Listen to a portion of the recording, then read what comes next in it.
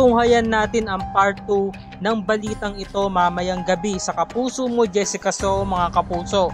Dahil ang dalawang ina na nanganak sa ospital sa Cagayan noong taong 2019 ay parehong hindi nila anak ang mga naiuwi base sa blood type at nauna na nilang DNA test. Ang resulta ng cross-match DNA na makukumpirma kung nagkaroon nga ba ng palitan ng sanggol o baby switching. Ilalabas na ngayong linggo. Eksklusibo yan. Ngunit narito ang istorya. Kinabahan po ako nang malaman ko yung mga batang nasa amin hindi talaga amin. Hindi namin nakalain na ganyan pala ang mangyari. Masakit talaga para sa amin. Napamahal na rin po sa amin yung bata. Ito ang sinabi ni Roderick, ang ama ng isa sa mga bata. At heto pa ang sinabi ni Marisa na ina ng isa sa mga bata.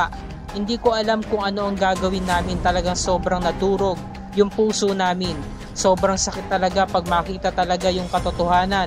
Masaya na may halong lungkot. Malalayo na sa amin yung bata na napamahal na rin sa amin.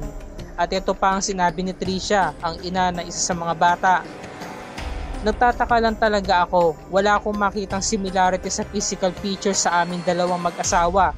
Ang bata-bata pa po nila para maranasan nila yung ganitong problema. Ayoko po sana maranasan ng anak ko yung ganito. At ito naman, ang sinabi ni Beverly, lola ng isa sa mga bata. Tinanggap na po ng hospital yung demand letter namin.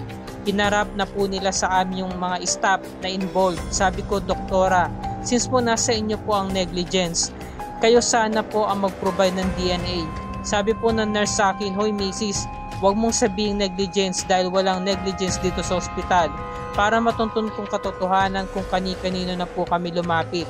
Mamaya ay malalaman na natin ang resulta ng DNA test, kaya huwag natin itong palalagpasin mga kapuso.